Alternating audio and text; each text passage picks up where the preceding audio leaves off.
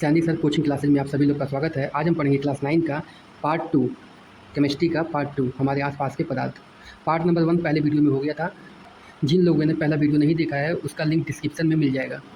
Part number 1 में हम लोगों ने पढ़ा था कि पदार्थ की कितनी अवस्थाएँ होती हैं। तो 3 अवस्थाएँ, ठोस, द्रव और गैस।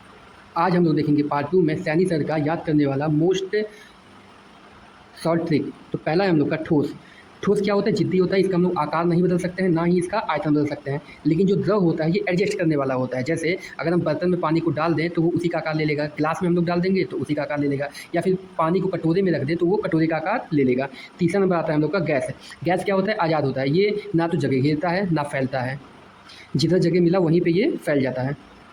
छठवां पॉइंट हम लोग का आता है इस चैप्टर का तापमान परिवर्तन का प्रभाव, यानी तापमान बदल कर हम पदार्थ की अवस्था को बदल सकते हैं। इसमें फर्स्ट नंबर आता है हम लोग का गलनांक यानी मेल्टिंग पॉइंट। तो ध्यान सुनिए, जिस न्यूनतम तापमान पर कोई ठोस पिघल कर द्रव बन जाता है उसे हम लोग गलनांक कहते हैं। और गलनांक का जो पॉइंट होता है, बर्फ़ का गलनांक, वो 0 डिग्री सेल्सियस होता है। अगर इसको कैल्विन में नापें तो 273.15 कैल्विन होता है। दूसरा हेडिंग हम लोग का क्वथनांक किसे कहते हैं? तो क्वथनांक को बॉइलिंग पॉइंट भी कहते हैं। वायुमंडलीय दाब पर वह तापमान जिस द्रव पर उबलने लगता है उसे हम लोग क्वथनांक कहते हैं। पानी का क्वथनांक कितना होता है? तो 100 डिग्री सेल्सियस। आसान भाषा में समझे तो जिस टेम्परेचर पर पानी उबलने लगता है उसी को हम लोग बॉइलिंग पॉइंट यानी क्वथनांक कहते हैं। पानी का बॉइलिंग पॉइंट कितना होता है? तो होता है 100 डिग्री सेल्सियस। अगला पॉइंट आता है हम लोग का ऊर्ध्वपातन यानी सब्लिमेशन किसे कहते हैं? तो बहुत ध्यान सुनिएगा, जब कोई ठोस द्रव अवस्था में बदले बिना सीधे गैस अवस्था में परिवर्तित हो जाता है तो उसे हम लोग सब्लिमेशन यानी ऊर्ध्वपातन कहते हैं। नेक्स्ट पॉइंट है हम लोग का निक्षेपण यानी डिपोजिशन किसे कहते हैं? तो गैस से सीधे ठोस बनने की प्रक्रिया को निक्षेपण कहते हैं यानी डिपोजिशन।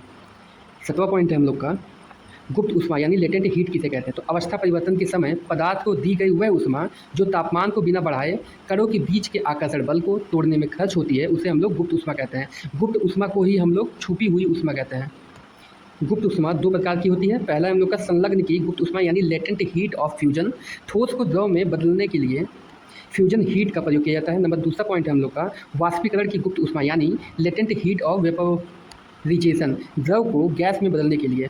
अब हम देखते हैं याद करने का सबसे शॉर्ट ट्रिक। गुप्त का मतलब होता है छुपी हुई। यह वह गर्मी है जो थर्मामीटर के पारे यानी तापमान टेम्परेचर को नहीं बढ़ाती बल्कि छुपकर अवस्था बदल देती है। इसी को हम लोग गुप्त ऊष्मा कहते हैं।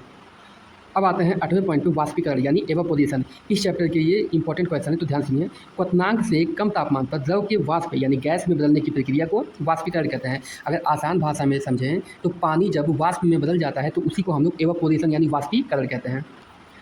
अगला पॉइंट हम लोग का वाष्पीकरण को प्रभावित करने वाले कारक कौन कौन से होते हैं यानी फैक्टर अफेक्टिंग एवापोरेशन। तो इसके 3 प्रभावित करने वाले कारक होते हैं। पहला है हम लोग का सतह का क्षेत्र यानी सरफेस एरिया। क्षेत्र बढ़ने पर वाष्पीकरण बढ़ता है, जैसे कपड़े फैलाकर सुखाना। मतलब कि जब जगह ज़्यादा होगा तो वाष्पीकरण और तेज़ी से होगा। जैसे कपड़े को अगर हम फैला के सुखाते हैं तो वो जल्दी सूखता है। नंबर दूसरा पॉइंट है हम लोग का तापमान यानी टेम्परेचर। तापमान बढ़ने पर वाष्पीकरण बढ़ता है। नंबर तीसरा है आर्द्रता यानी ह्यूमिडिटी। हवा की नमी अधिक होने पर वाष्पीकरण घटता है। इसको हम इस तरह से समझ सकते हैं कि जब कोई भी चीज़ बहुत ठंडा होता है तो उसमें वाष्पीकरण नहीं होता है। जैसे आप बताइए, उबलते हुए पानी से वाष्प निकलेगा या ठंडे पानी से? उबलते हुए पानी से ना। तो इसीलिए जहाँ पे नमी ज़्यादा होगा वहाँ पे वाष्पीकरण या तो कम होगा या तो ना के बराबर होगा। अब हम देखेंगे सैनी सर की शॉर्ट ट्रिक। इसको याद करने का एकदम आसान तरीका STW आप लोग याद कर लीजिए। S का मतलब होता है सरफेस एरिया, T का मतलब होता है टेम्परेचर, W का मतलब होता है विंड स्पीड। यानी STW बढ़ने पर वाष्पीकरण बढ़ेगा और H बढ़ने पर घटेगा। मतलब कि H का मतलब ह्यूमिडिटी। अभी मैंने पीछे आप लोग को बताया ना कि अगर हवा में नमी होगा तो वाष्पीकरण बहुत ही कम होगा। 9वां पॉइंट हम लोग देखेंगे वाष्पीकरण के कारण शीतलता यानी एवापोरेशन कॉजेज कूलिंग। जो वाष्पीकरण होता है तो वहाँ का जगह ठंडा क्यों हो जाता है? ध्यान सुनिए। वाष्पीकरण के दौरान द्रव के कण अपने आसपास की ऊर्जा अवशोषित करते हैं जिससे आसपास का वातावरण ठंडा हो जाता है। जैसे जब हवा में नमी होगा तो वहाँ का वातावरण भी ठंडा होगा। हम लोग इसको समझते हैं ऐसे, जैसे घड़े का पानी ठंडा होना या गर्मियों में सूती कपड़े पहनना। अब हम लोग सूती कपड़े क्यों पहनते हैं? क्योंकि वो पसीने को जल्दी अवशोषित करता है और हमारे बॉडी को कूलिंग प्रदान करता है यानी ठंडा करता है। अगला पॉइंट है हथेली पर एसीटोन या पेट्रोल गिराने पर ठंडक लगना, या फिर आप लोग परफ्यूम हाथ पे गिराओ तब भी हाथ उतनी दूरी ठंडा हो जाएगा। अब आप लोग बहुत ही ध्यान से देखना सैनी सर का जादुई ट्रिक यानी याद करने वाला जादुई ट्रिक। ऐसा शॉर्ट ट्रिक आपने कभी नहीं देखा होगा, तो बहुत ध्यान से समझिएगा। अंग्रेजी वर्णमाला यानी अल्फ़ाबेट में C पहले आता है और K बाद में आता है। C से K की तरफ जाना यानी छोटे अक्षर से बड़े अक्षर की तरफ जाना। जब हम आगे बढ़ते हैं तो संख्या बढ़ती है यानी क्या होता है? प्लस होता है। इसीलिए 273 जोड़ते हैं। मतलब कि जब डिग्री सेल्सियस को केल्विन में बदलना हो तो 273 जोड़ेंगे, और केल्विन को अगर डिग्री सेल्सियस में बदलना हो तो हम लोग घटाएंगे।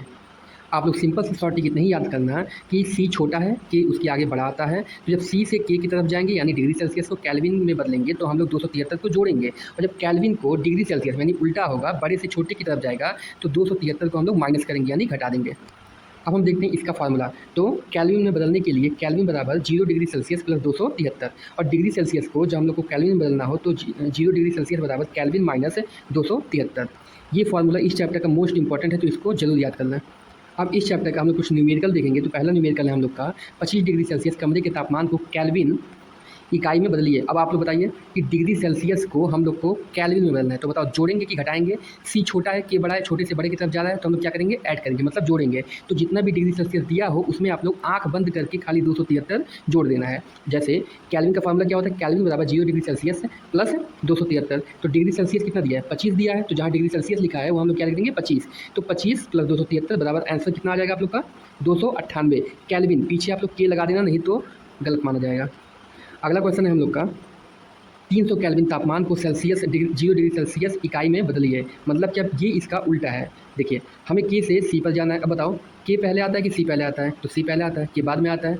तो के से सी की तरफ जाने के लिए हम लोग का अल्फाबेट क्या होगा, माइनस होगा। तो हम लोग इसमें करेंगे जितना भी केल्विन दिया है उसमें से हम लोग 273 घटा देंगे। तो फार्मूला क्या होता है, 0 डिग्री सेल्सियस बराबर के माइनस 273। तो 0 डिग्री सेल्सियस बराबर हो जाएगा हम लोग का 300 माइनस 273।